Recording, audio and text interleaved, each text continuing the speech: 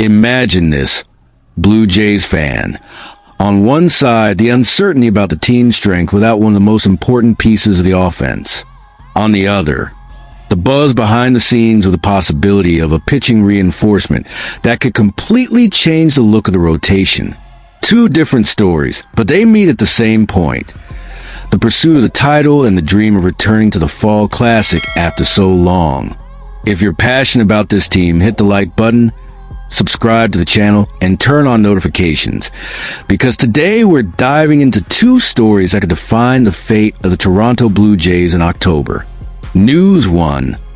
The Rogers Center is more alive than ever, pulsing like a blue heart in the middle of Toronto. Who could have imagined that, after such a turbulent 2024 season, we would be here in 2025 celebrating the AL East title? It's the first time since 2015 that the Jays have won the division, and the city is breathing baseball again. With every game, every hit, every strike, this team proved it wasn't willing to repeat the mistakes of the past. But in the middle of all this euphoria, a question haunts the fans. Can Toronto really compete, and even win a World Series, without the hottest bat in the lineup?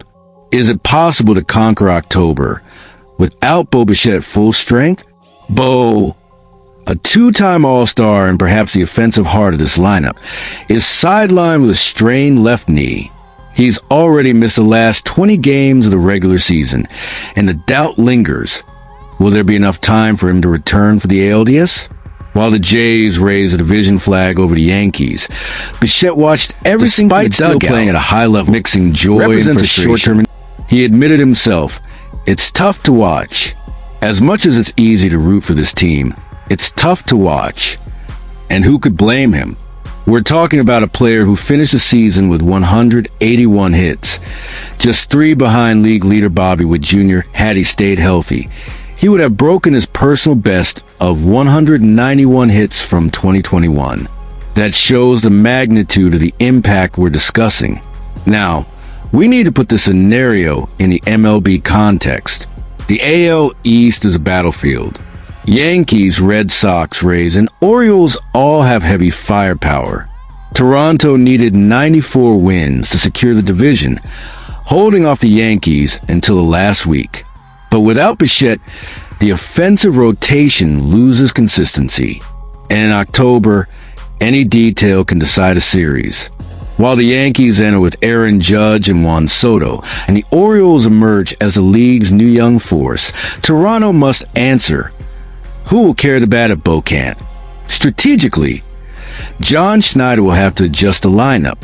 Without Bichette, the options are repositioning Kevin Biggio or Santiago Espinal, but neither offers the same OPS and contact. Bichette delivers not only hits, but also presence at the plate, discipline, slugging, and psychological pressure on opposing pitchers. In addition, he's a reliable defensive shortstop, capable of keeping the middle infield solid. His absence puts even more weight on Matt Chapman at third base, and Whit Merrifield when shifted to cover defensive gaps. And the numbers can't be ignored. Bo Bichette is 27 years old, drafted in 2016, and carries the legacy of his father, Dante Bichette. By 2025, he is already one of the most complete shortstops in the league. 2 All-Star appearances, a .306 average, 181 hits, 24 home runs, an OPS above .820, and a 4.9 WAR despite missing nearly a month. These numbers place Bichette on the same level as players like Xander Bogaerts and Francisco Lindor. He doesn't just rack up stats, he changes the balance of a series. Losing Bichette at this moment is comparable to the Yankees losing Judge in 2017, or the Red Sox losing Mookie Betts in 2018. That's the scale. Of course, there are still powerful pieces on a roster. Vladimir Guerrero Jr. remains capable of igniting any game with his power. George Springer is a veteran with playoff pedigree who can guide the team in critical moments. Kevin Kiermaier guarantees defensive consistency in the outfield, but they're missing that contact hitter, the player who keeps the engine running smoothly. And that player is Bo. So, what can we expect moving forward? Bo has resumed light swings, but he hasn't started running yet. The most optimistic scenario would be seeing him available on Saturday at Rogers Center for the start of the ALDS. If that doesn't happen, will Toronto choose to use him only as a pinch hitter, protecting his knee? Or will they take the risk and put him in the lineup as shortstop, even without full mobility? This is a decision that could define the postseason's fate. And more, does this absence open the door for young players like Addison Barger to prove themselves on a high-pressure stage? October is a perfect setting to turn unexpected names into heroes. Above all, what's most striking is hearing Bo himself talk about this team.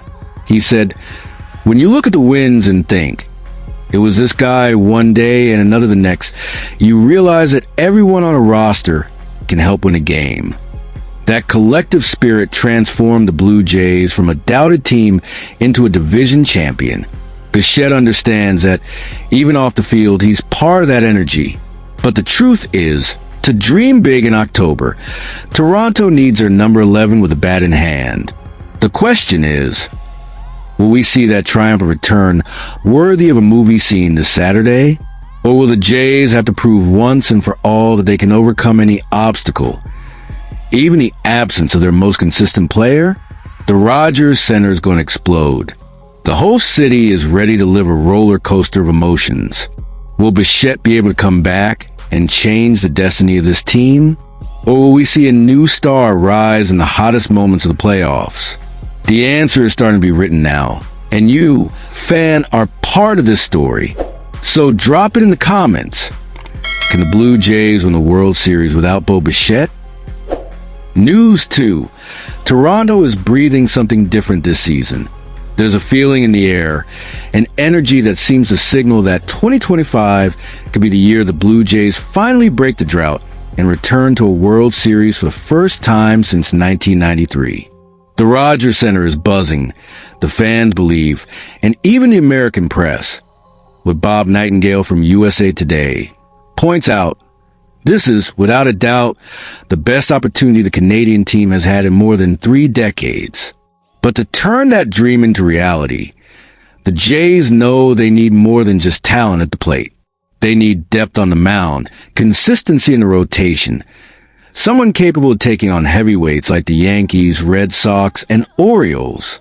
That's why the name Zach Gallen, from the Arizona Diamondbacks, has appeared on the front office's radar. Gallen is not just any pitcher. At 30 years old, he was once seen as a rising star, with memorable seasons posting ERAs below 3.00, a control whip, and the ability to carry a rotation on his shoulders. But 2025 hasn't been easy for him. Injuries, dips in performance, inconsistencies. And it's precisely in this context that Toronto sees an opportunity, betting that a fresh start on a real championship contending team could reignite the right arm that once dazzled the National League. And think about it, October is decided in the details, and those details usually come from the mound. A lineup can be hot, but if the pitching doesn't hold up, the dream ends quickly.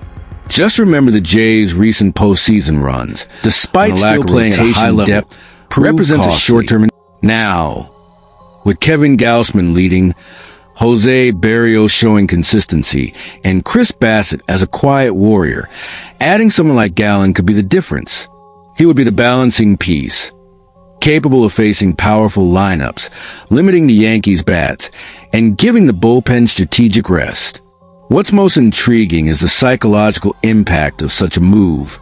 Imagine entering a division series knowing you can line up Gausman in Game 1, Gallen in Game 2, and Barrios in Game 3.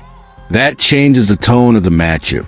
Opponents would look at Toronto with even more respect, and the Jays could play October with a confidence they haven't had in a long time. Of course, there are risks. Gallen isn't coming off his best season. His strikeout rate has dipped, his ERA has risen, and his fastball command has slipped. But the talent is there, undeniable.